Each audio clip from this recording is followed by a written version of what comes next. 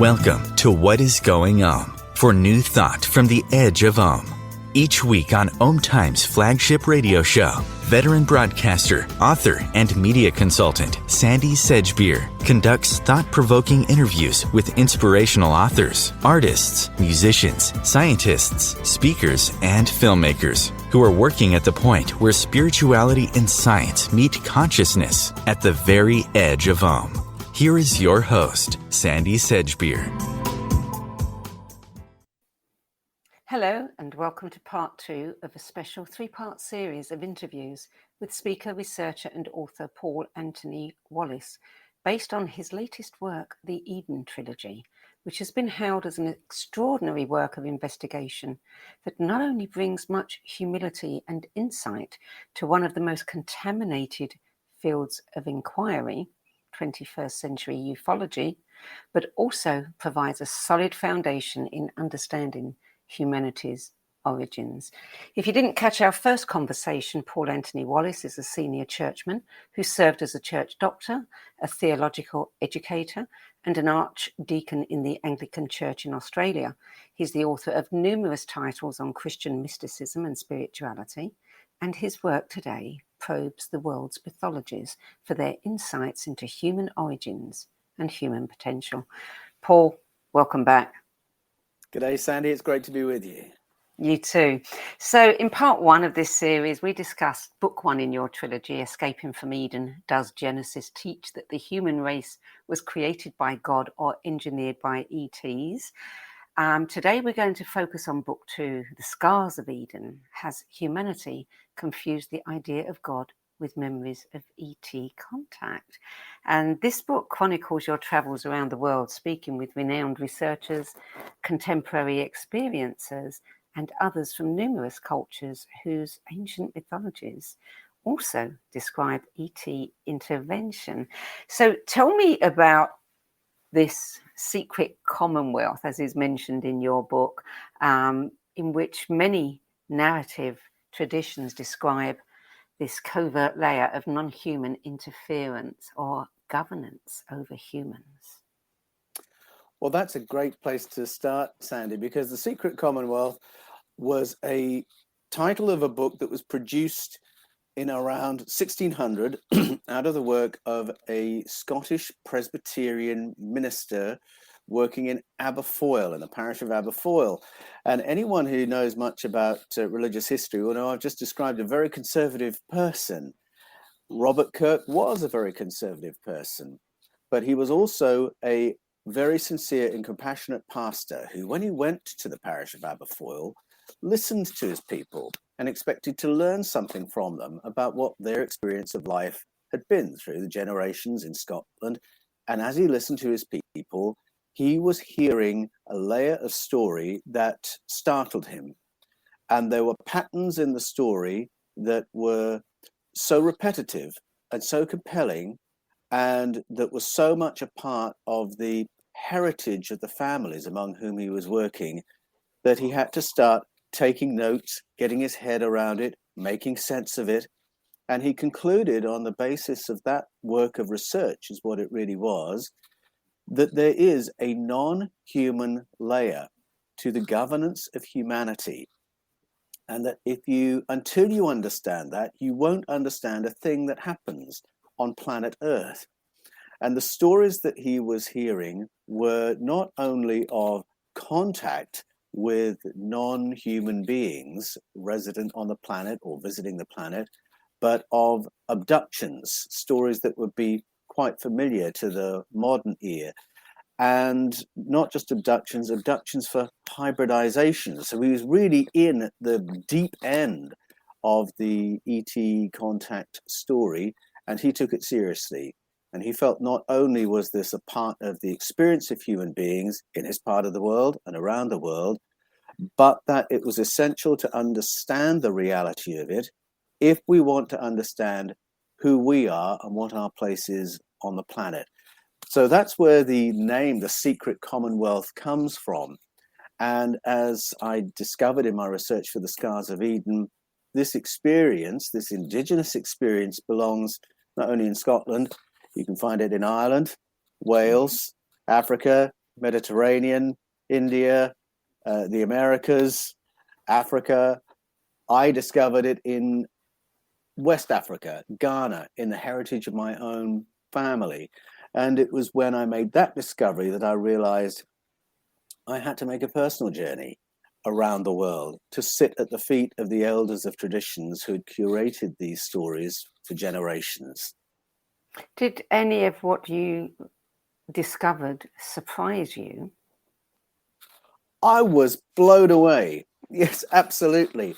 The only thing I had ever heard about contemporary contact and the hybridization narrative and abduction narrative in my studies in spirituality was in chapter 6 of Genesis. And it's just an odd moment where this story of abduction for hybridization is mentioned so swiftly that it seems the writer thinks we all know about this anyway. Well, I didn't know about it. I found it there. I started studying it. But what really surprised me, to be honest, was discovering that it was in the history of my own family. It was in my own cultural heritage. And it was as I was preparing for the launch of Escaping from Eden, the first in the Eden series, that I was sitting down with my parents-in-law, who are from Ghana. They are Christians from Baptist Pentecostal background.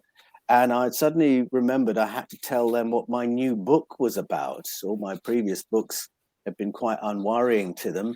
But this one, suggesting that the Bible is full of stories of paleo contact, I thought might be a bit confronting for them. I'd better give them a heads up what was coming.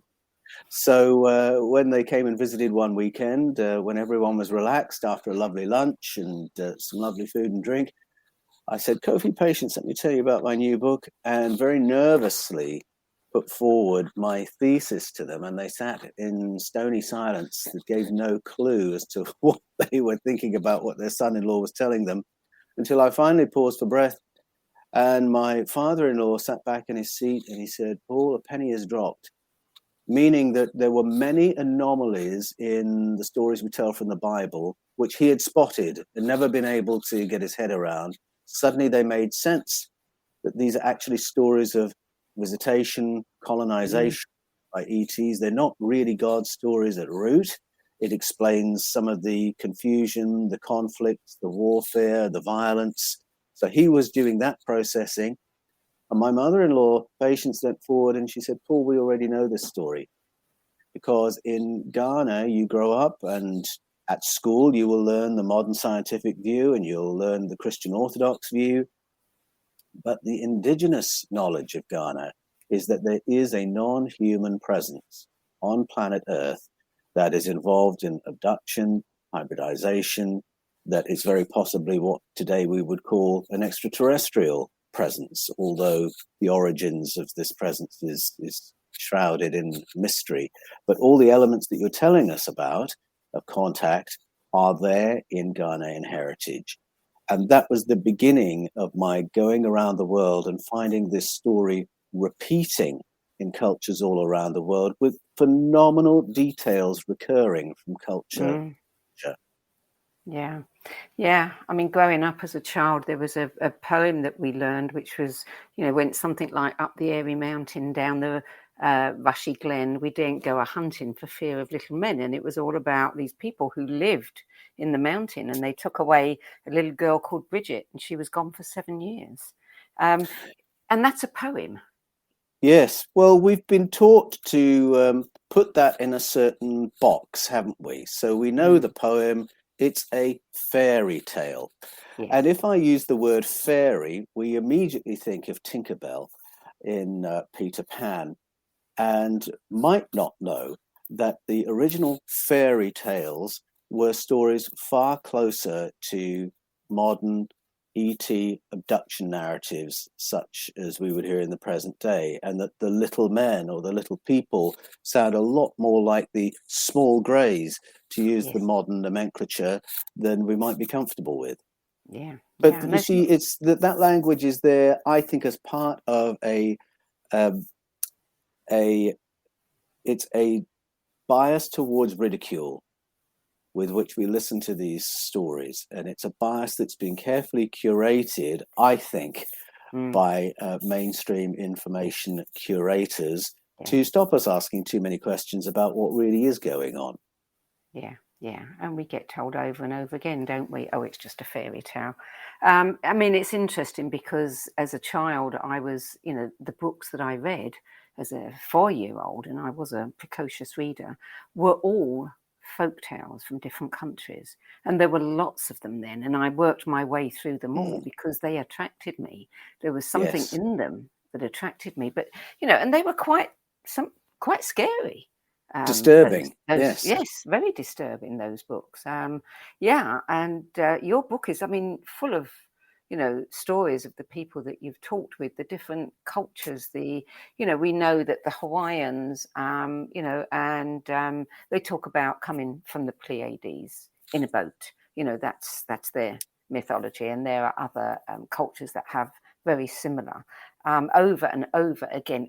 Far too widespread not to take notice of. Yes, that's right. And far too many details recurring for it to be coincidence. Yes. What I found interesting as I took a world tour of Indigenous story is that many of the points that recur appear to be a visual memory.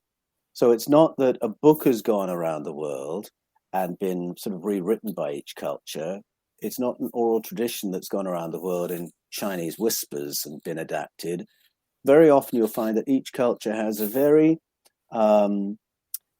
coherent way of describing a thing that was seen, and they'll have their own language for it, their own metaphor. But when you picture the thing, you're picturing the same thing from culture to culture. And one example of that would be that I would put my neck out and say most creation stories, when you listen carefully, turn out not to be creation stories. They're stories of a visitation that helps the planet recover from a catastrophe. And the things that were seen by the survivors at that time, those are the visual memories that recur from culture to culture. Well, you say in the book that the removal of ET narratives from our official canon of science and history is a pattern that recurs through the ages. Tell us about some of the places you talk about: the Hebrew canon, the Catholic imperial forces, etc. Just give us an idea of, how widespread that is. Absolutely. Well, I begin my journey in the Bible with some translation, going to the root meanings of key words. And when you read the stories of beginnings in the Bible using the root meanings, another layer of story emerges. And it's a story of paleo contact, a story that says we have company, and in the past we were colonized by ET visitors. So someone might say, well, if that story is in the Bible, how come it's not obvious? How come it's hidden in plain sight? How was that narrative forgotten? And the answer is, well, quite deliberately. There is a forgetting that is commanded within the story of the Old Testament, the Hebrew scriptures. If you go to the Ten Commandments, for instance, Moses is telling the people not to work for the other powerful ones. We're not supposed to ask who they are. Not to work for the other powerful ones, not to bow down to them, not even to draw pictures of them. So a great forgetting is being commanded. Moses' successor, Joshua, says to the people, you must not work for the powerful ones. Now, this word gets translated as God, but it actually means powerful ones. Don't work for the powerful ones of the Egyptians or of the Canaanites. Don't work for the powerful ones our ancestors served when they were in Mesopotamia. We are going to work for Yahweh. And so there's a picture where Yahweh, the God of the people of Israel, is one of a whole number that you could choose to work for. But we work for this one. Well, that sort of gets airbrushed out so that you get further into the Bible, the idea of other gods sort of disappears. The other gods become fictions, except it doesn't make sense of the wars among the powerful ones, the thousands of human beings slaughtered in the conflicts of the powerful ones. You get to the 6th century BCE, that's the moment when, and there's a huge scholarly consensus that this was the moment when the Hebrew scriptures took their current form. And they did that as editors reworked this library of scrolls and stories into a single story. They morphed it into something that gives the impression of a seamless story of God Almighty from beginning to end. And one of the ways they did this was to import their holy name for God into earlier texts about powerful ones. And every time they made that translation choice, they were attempting to obliterate the memory of the powerful ones so that the stories change from being stories of paleocontact to being stories of God. They change from being stories of ET invasion and colonization to stories of acts of God.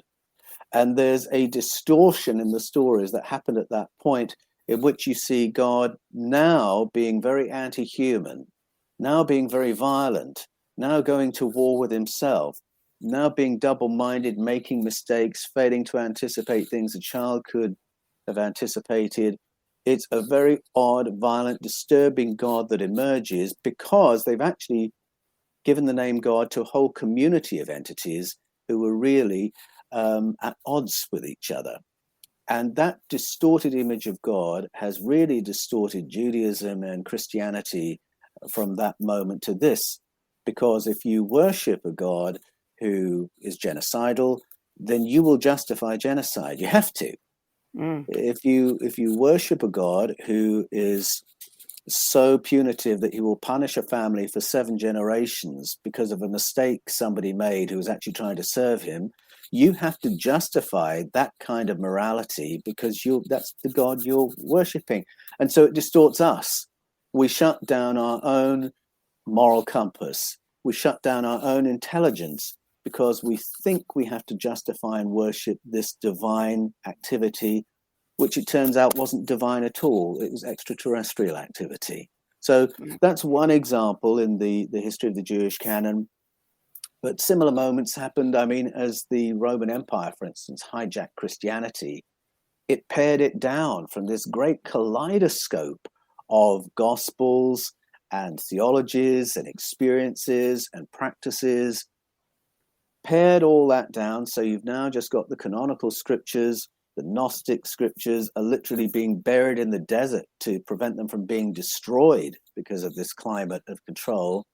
And it's pared down to a religion of worship and obedience with God and the emperor at the top, the bishops and the senators in the middle, and then the priests and the people at the bottom sort of taking orders, meekly praying, paying, and obeying.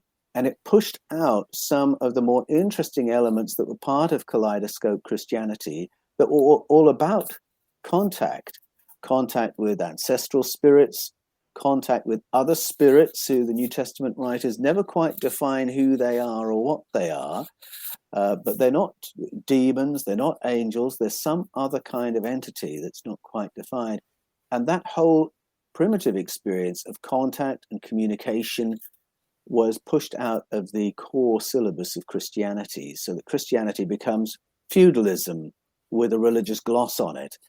And that is then exported as the Pax Romana expands. You can expand that into the history of the imperial conquests of the 1500s, for instance. You go to Central and South America, and you've got conquests where the kings of Portugal and Spain are going in with letters patent from the Pope to take those lands with any violence that's necessary for the kings of Portugal and Spain and the church. And what taking those lands meant was to extinguish all the narratives and news agencies, protocols and practices that were part of the cultures already there. It meant burning the vast libraries of Mayan knowledge that existed. It meant slaughtering all the priests, killing anyone who was literate, so that if any of that literature survived, no one would know how to read it, because the agenda was to delete and replace. Delete the old stories, which were stories of paleocontact and genetic engineering by ET visitors in the deep past. This was all part of the Mayan story. Get rid of that, replace it with Christian orthodoxy. And that's just one example of a very percussive moment of deliberate forgetting of our true past and replacing with a neat and tidy Christian Orthodox story. And that story repeats all around the world. Yeah, I mean, that's exactly what, when England, if you like, was, colonized by Romans or whoever came along that wanted to wipe out the Druid practices and all of the rituals, and they changed all the, the days and laid over their own saints' days on the same days to make that transition, didn't they? Get people thinking about it in a different way. They did, that's right. And then they built their churches on the Druidic sites. Yes. So that if you wanted to go to the old temple, you'd find you're now standing in the middle of a Catholic mass. Yeah. So is this, I mean, there have been many iterations apparently where, there's been a population on this planet and then it's been completely wiped out.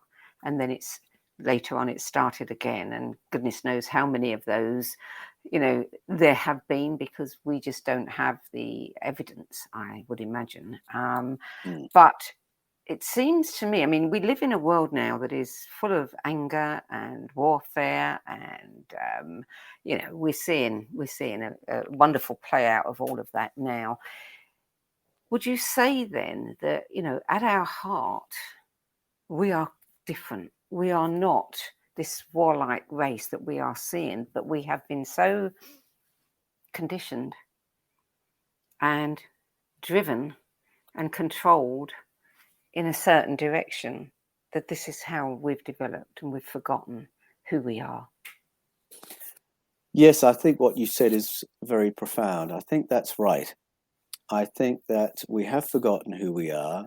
And I think that this is part of what Robert Kirk was saying about you can't understand the world until you understand there's a non-human layer. And I think the history of war is a good place to go to get your head around that.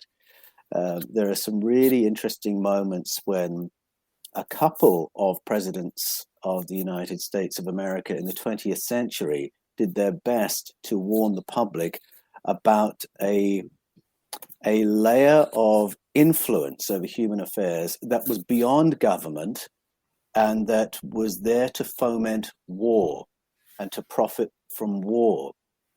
And they said it in rather vague, sepulchral terms, but indicating that there is something above the authority of national governments that foments war.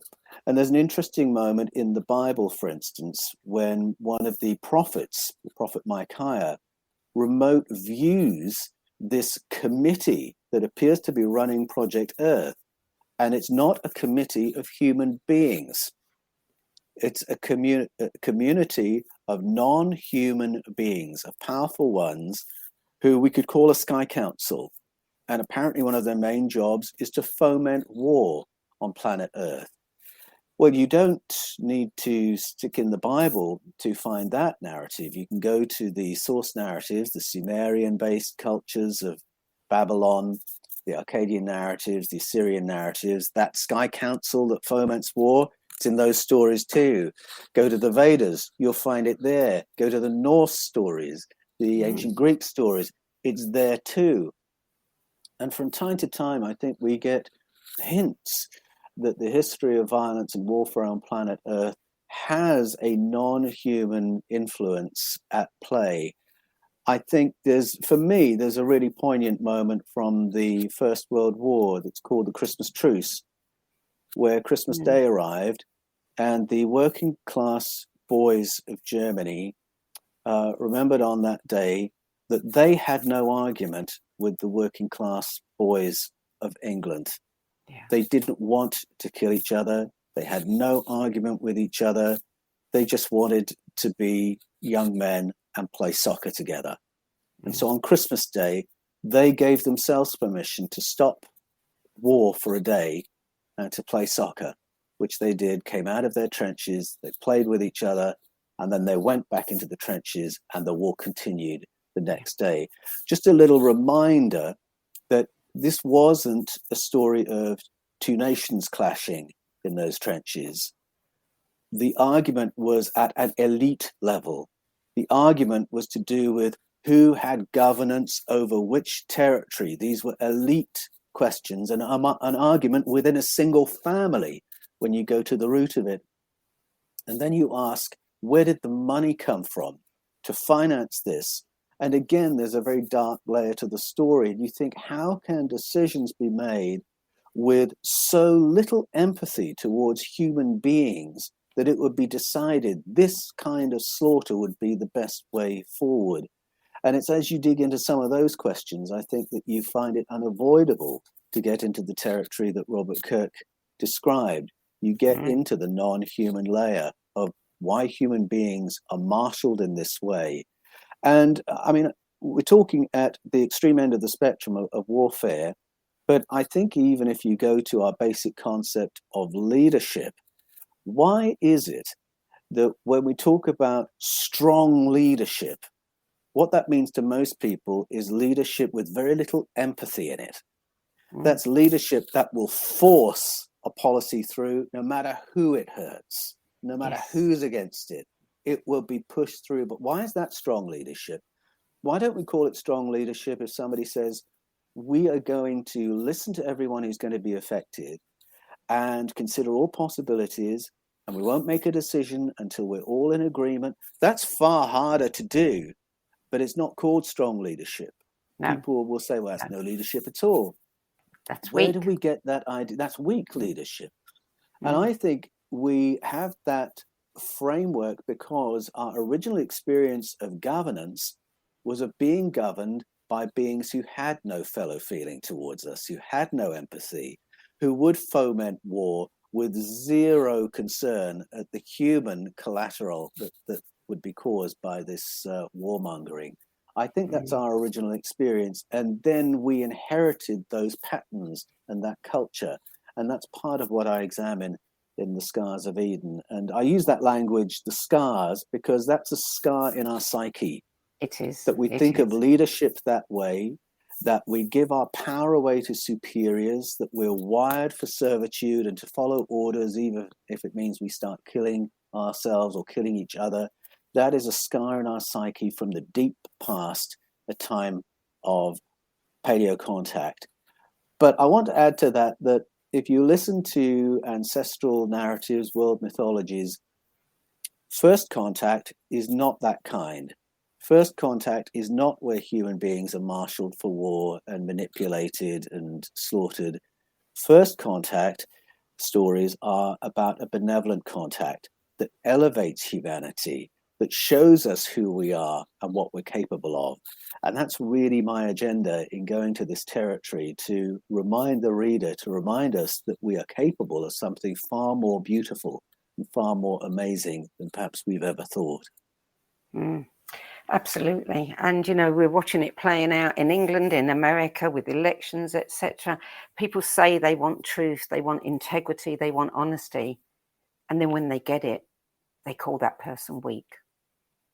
And they out them. Yeah. Yes, that's right. It's not a neat and tidy world, of course, that emerges with honesty and collaborative leadership. But I think that is the pathway to a better human experience. Yeah. We're going to take a short break now, Paul. You're listening to What is Going On. I'm Sandie Sedgbeer, and my guest today is researcher, speaker, former minister, and internationally best-selling author Paul Anthony Wallis, whose books, interviews, and documentaries probe the world's mythologies for their insights into human origins and human potential. Still to come, secret messages. Why are the military, intelligence, and other government agencies so interested in archaeology? And why did Carl Sagan give a secret code word to Edgar Mitchell and the crew of Apollo 14? We'll be back with more from Paul Wallis after this break. OMTimes TV. Imagine becoming a super influencer. Reinvent yourself, invest in your brand, and then manifest your success with a robust spheric approach. OMTimes Media and Broadcasting offers a unique and multifaceted way to become the spiritual and conscious influencer you deserve to be by putting your message across our powerful platform with its proven record of integrity and excellence. Through our produced shows, OMTimes offers the opportunity to become a social media TV personality, a radio show host, an OMTimes magazine columnist, and a syndicated podcaster, all in one shot. By live streaming your show on OMTimes TV and broadcasting it across the extensive OMTimes radio and TV networks, you become more than a host. You become an ambassador and a force for positive change. OMTimes. Open yourself to the possibilities. If I could be you, and you could be me for just 1 hour. If we could find a way to get inside each other's minds. Walk a mile in my shoes. Walk a mile in my shoes. Well, before you abuse, criticize and accuse. Walk a mile in my shoes.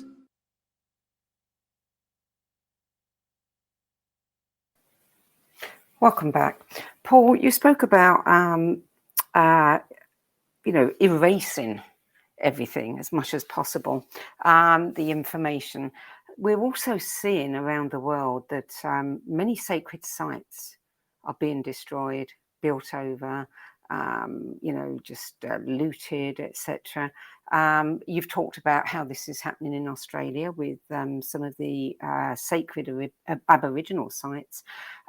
We've seen ISIS destroying some of the precious, sites in the Middle East. You talk about the Gilgamesh find during the 2003 invasion of Iraq, when several units were tasked with obtaining artifacts from archaeological sites and removing them.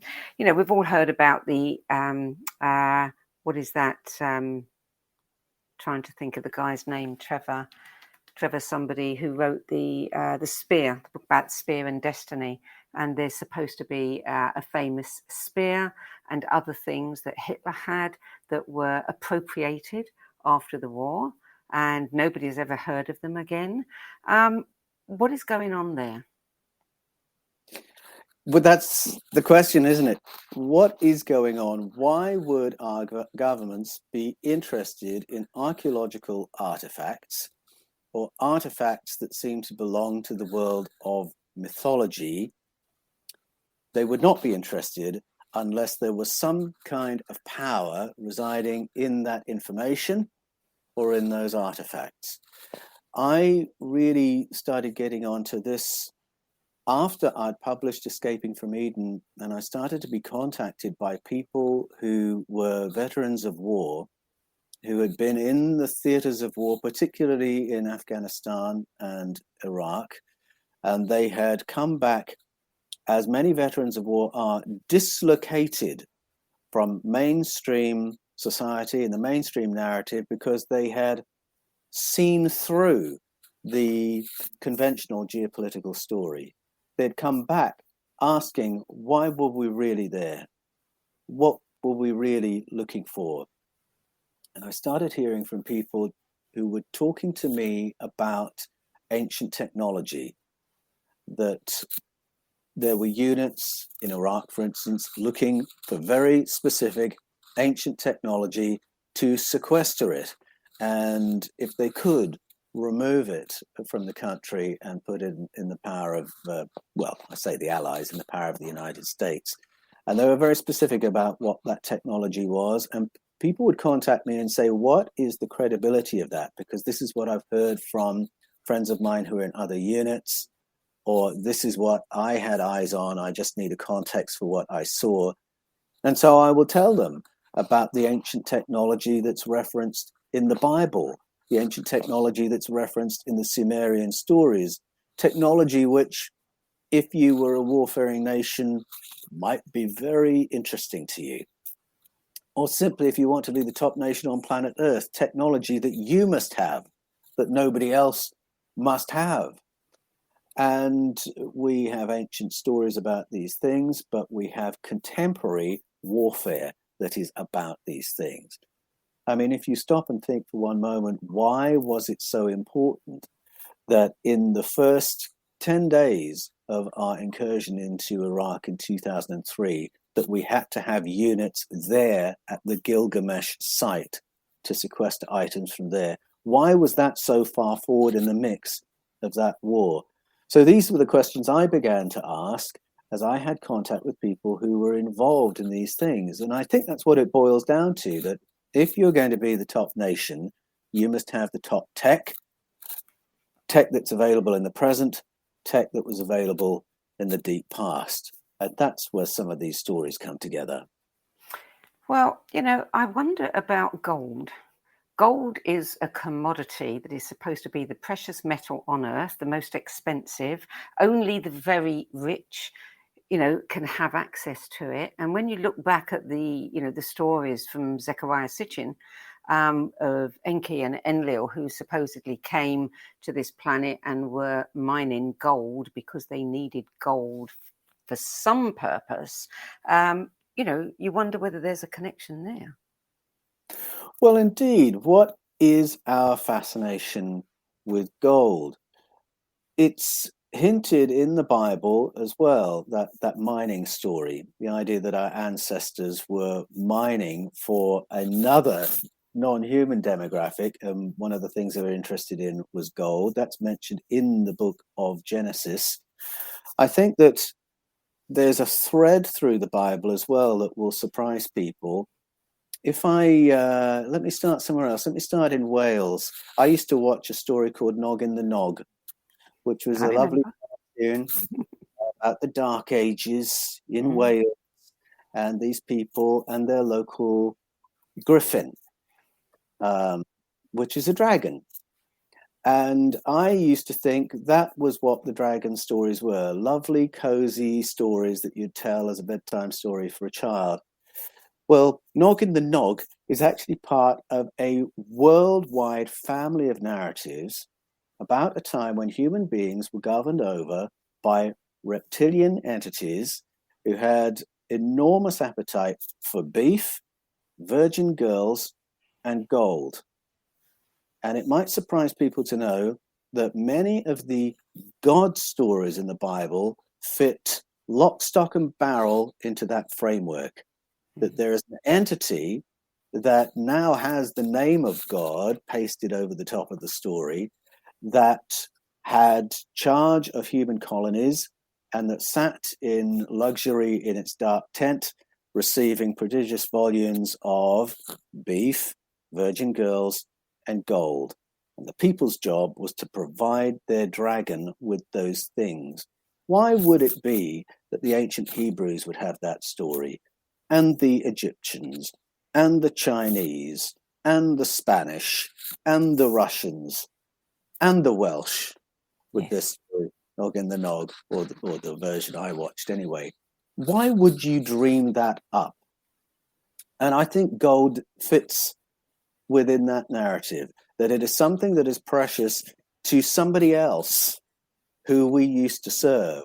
And that when we came out of that period of history where we were governed over by non-human entities and then human monarchies took over, and by the way, that's the Gilgamesh story, that's the pivot point in the Sumerian story, Gilgamesh, the hybrid king who bridges us to human governance. That moment of exchange of power is there in cultural stories all around the world. So then, after that pivot, the gold belongs to the royal families.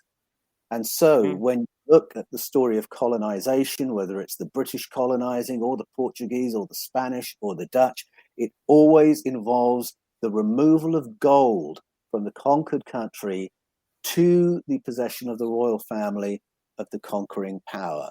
What is that about? It's an inherited pattern from the draconian stories of our deep past. And so I think the short answer is that gold is something very precious to non-human species for reasons we might not know, and that we've inherited that interest because it was our job for so long to provide the higher-ups with all the gold they needed. Yes, absolutely. I enjoy fantasy novels, and over again in any novel that has dragons in it, you hear how little regard they have for humans because they're like flies. Their lifespan is so tiny. Why even bother with them? They're Yes, only good for serving them. That's their only purpose. Uh, very interesting how all of this plays out in our culture in so many different ways and influences, our movies, our literature, just about everything. exactly. And gold is still a signal of being higher up, isn't it? Mm, I mean, you yeah. go into a royal court, there'll be plenty of the gold there to tell you you've entered the place of power. And Yes. of course, Yes. it's there within the churches as well. You're in the place Yeah. of Of power. course. Of course. Yeah. Yeah. What a great number has been done on the human race over the millennia. L- Let's It move on has. and talk about disclosure because you've got some really interesting information in the book. One of the things you talk about is, the Brigadier General, the former chief of Israel's military space security program, who met the press, and I think this is available on YouTube, this video, with a statement acknowledging not just off the world technology, but also an intergalactic council awaiting the right time to self-disclose. You write about Edgar Mitchell and also astrophysicist Carl Sagan. And, one of the things that intrigued me was what you wrote about him talking to the crew of Apollo 14 and giving them a keyword in case they encountered extraterrestrials. How would Carl Sagan know that? How would he know? Who created that keyword? Yes, it's very interesting because Carl Sagan's, what people remember Carl Sagan for was of being like the ultimate scientist. He was skeptical of everything that could not be proven on a scientific basis. And it was in that way that he would discuss the cosmos in which we live. And he was a really inspirational figure to me as a young boy and to many around the world. Many people have gone into astrophysics and cosmology because of Carl Sagan.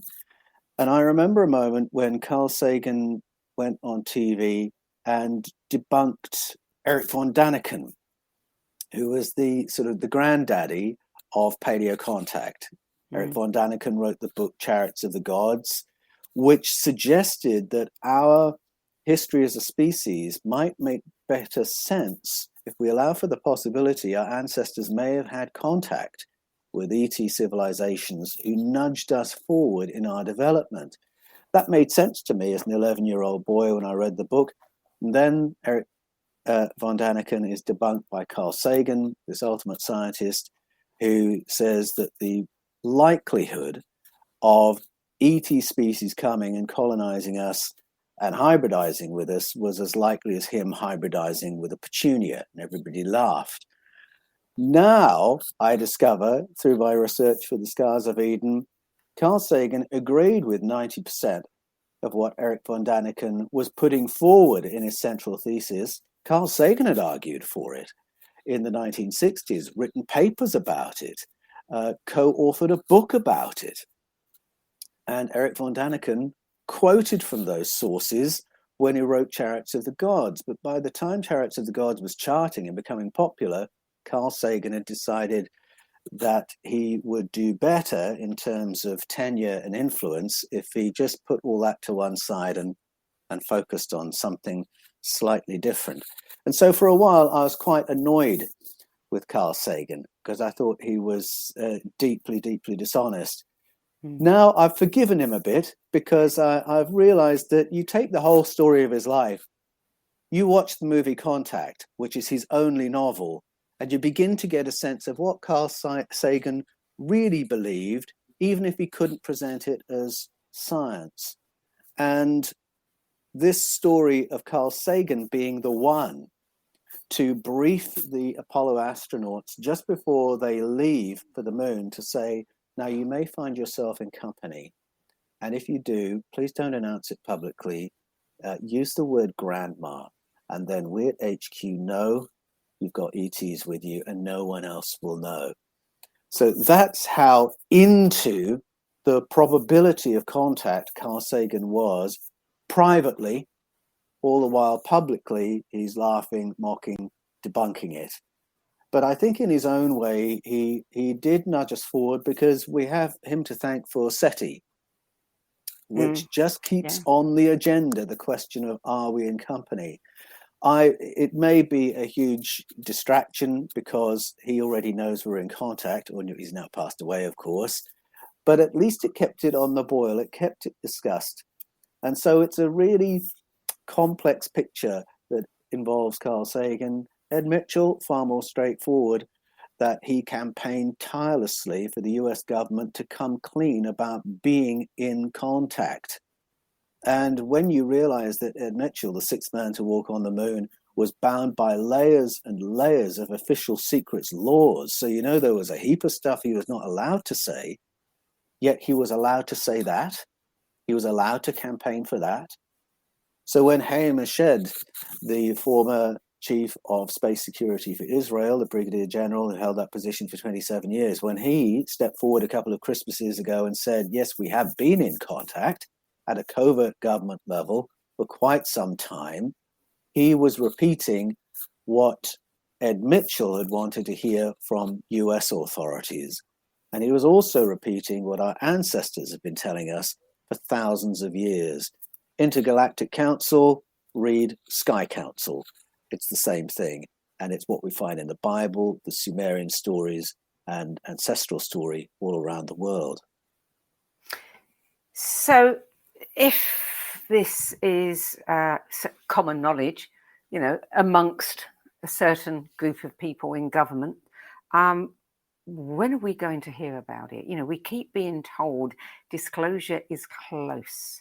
There's all kinds of hints that are being given. We're watching NASA do things that, you know, they've never done before and announce information. The military, you know, when are they going to tell the truth? Well, I think if we're waiting for the moment when the president of the USA steps forward and says, my fellow Americans, I got something I want to tell you, I think it's a fool's errand. I don't think that moment's going to come. I think instead we have a drip, a soft disclosure to habituate us to the idea we might have company, so that if it becomes blindingly obvious, well, most of us have already worked it out. And there's quite a lot of soft disclosure happening right now. It all accelerated, really, in 2017, when Chris Mellon, the former Assistant Secretary of Defense for Presidents Clinton and George W. Bush, leaked the Pentagon's footage of the USS Nimitz engagement with the UAPs, the Tic Tacs, as we call them. That was leaked in 2017. 2019, the Pentagon authenticates it, says, yes, those were UFOs. And yes, we have had a unit in place for 70 years investigating physical materials retrieved from UFO crashes. Yes, everybody, that was in the news. And then that increased the pressure for the Senate briefings.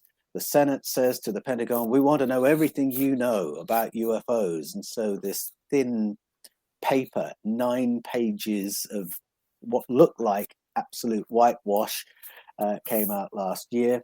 And then that led to the congressional hearings. Now the Pentagon is saying it set up a new unit to investigate UFOs, which we now call UAPs.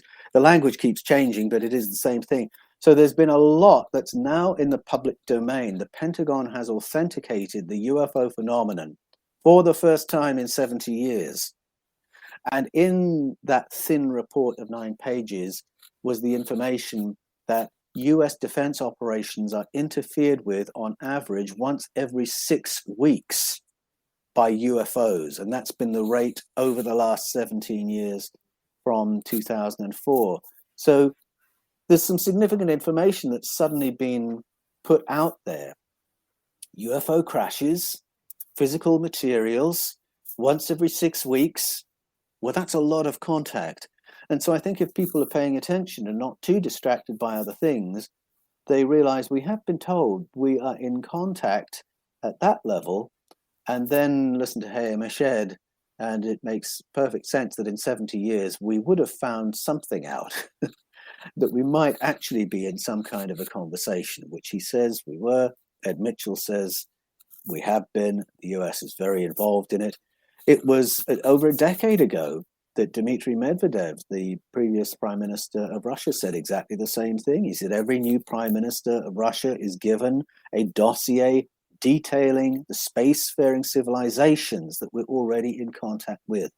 So the information is already out there for those who are paying attention, and out there enough that if it suddenly becomes blindingly obvious, the governments of the world can say, well, don't you remember we told you about this in 2019 or in 2022? But being in contact with and being part of an intergalactic council are not the same thing. Do you think that, governments on this planet are part of that council, or are they lesser? Well, that's the great question, isn't it? Are we present on the council? Who's representing us on the council? In whose interests are decisions being taken? So on and so forth. That's why I think it's important to bring this out into the public domain. People might say, what power could we possibly have on an intergalactic council? Because if they've got the tech to get here, then they have tech we don't understand. We are like a mouse agreeing to be eaten by a lion if we look at the power dynamics of us on that council, surely. But then I take courage from stories of paleo contact that tell us that in the beginning, we were nurtured by ET cousins, that the people who came from Sirius and from the Pleiades are our distant cousins. We're all related, and they came to support humanity. If they supported us in the deep past, I believe they support us in the present. I believe that their experience of contact all around the world, that would confirm that idea. So I think our place on the Intergalactic Council has to be a place of intelligent diplomacy, that we have friends on that council, that we have friends who come from the stars who are there to support Project Humanity, and we need to think carefully about where we sit on that table. And I think there have been stories from times past that suggest that that really is the name of the game. It's not that we can start saying this is our planet, we say what happens here. No, we need to nurture our friendships with our cosmic neighbors, because then we're part of a block. Then we can't just be snuffed out just like that. But not all of them are benevolent. I mean, there have been some that are and some that aren't. So, what we're seeing playing out on this planet right now with everybody at war with one another is just going to be out there on a grander scale. Yes, that's right. Not all of them are benevolent. That's true. And that's certainly part of our ancestral stories as well. It's also part of the story that is furthest forward in the mix at present. The reason that we now have a new unit that the Pentagon has owned up to publicly is because we are talking about our cosmic neighbors as a military threat, because that's how you get buy-in at a political level. That's how you get dollars in the program. If they're a military threat, we don't want that. Yeah. We want to be sovereign. And so I do think the dark end of the story is often talked up for that reason. And I mean, if I use the word alien, in most people's minds, they'll immediately think Mars attacks, Independence Day, invasion of the body snatchers. That's where we go straight away. And so I do like to balance that picture and say that's not all there is to life in the cosmos. Yeah. Well, we're almost at the end of our time, Paul. It's a fascinating conversation. I'm glad we're going to continue it in a couple of months' time with your third book, Echoes of Eden. That's right. Yes, what secrets of human potential were buried with our ancestors' memories of ET contact. We did touch upon a little bit about, our higher cognitive powers and the things that you're going to be talking about in that book in our first conversation, but it will be good to hear the rest of it. Definitely. I'll look forward to that. Paul Wallis, thank you so much for joining us today. Thanks, Sandie. It's been a real pleasure. Always. We've been discussing the revelations in book 2 of Paul Anthony Wallis's Eden Trilogy, which comprises Escaping from Eden, The Scars of Eden, and Echoes of Eden. And you can find more information about these books and Paul's healing and coaching services at his website, paulanthonywallis.com. And you can find more interviews and documentaries on ancient revelations on the Fifth Kind TV channel that Paul hosts on YouTube. And finally, stay tuned for news of episode 3 of this conversation, in which Paul will be sharing more from his third book, Echoes of Eden. That brings us to the end of this week's show. I'm Sandie Sedgbeer, and I'll be back with you again at the same time next week with another edition of What is Going On. Till then, it's goodbye from me.